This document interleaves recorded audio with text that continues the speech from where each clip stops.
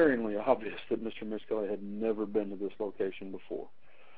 And if you listen to the audio of his so-called confession, you can hear him even referring to the little kids as the Briar, or the Byers and the Branch.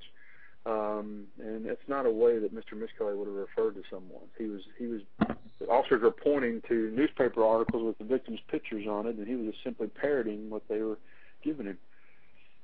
And it's just a horrible, horrible way to solve a case. What? Okay, these kids were 8 years old, somewhere like that. How old were the children? That's correct. Okay. The victims were 8 years old, and the defendants were 18, 17, and 16. How far were they from their house, the children? How far were they from their residence when this happened? This little wooded area where the bodies were found was adjacent to their neighborhood, so they were just a few blocks away from home. Okay. And where were the parents at the time? Working? Or Miss Branch was working, and two stepdads were home, and they were the ones who discovered the kids missing. And I don't remember exactly where Mr. and Mrs. Moore were at the time. It's just been too many years.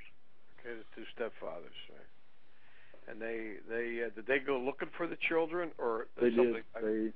They initiated the search, and then according to their statements and the police reports, they all began to realize that the three of their kids were missing, and so it became an organized search shortly thereafter. And I believe they were found, 24 hours later? It was, they went missing about 6:30 p.m. on May 5th, and their bodies were discovered at 1 p.m. on May the 6th. One of the chat rooms just said Todd Moore was out of town. That sounds familiar, it does. Okay. There were some other things floating here. I'm trying to put I've got this other... I'm sorry, go ahead, Dan.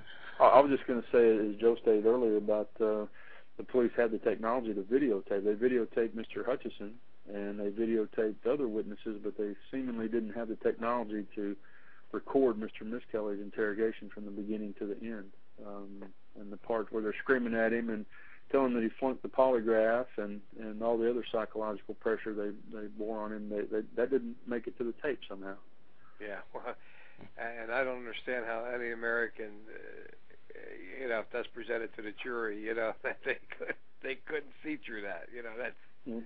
That's terrible. But again, that's where somewhere along the line, each state or whatever, because we're so, each state is different. Each state has this and that, but that's what the federal government is for. That's what the Constitution is there for, to watch over the states, not just to protect us from other countries, but to watch over states when they do things wrong or they enact a law. Until a law is challenged, the constitutionality of a law is challenged, it can remain on the book for 900 years.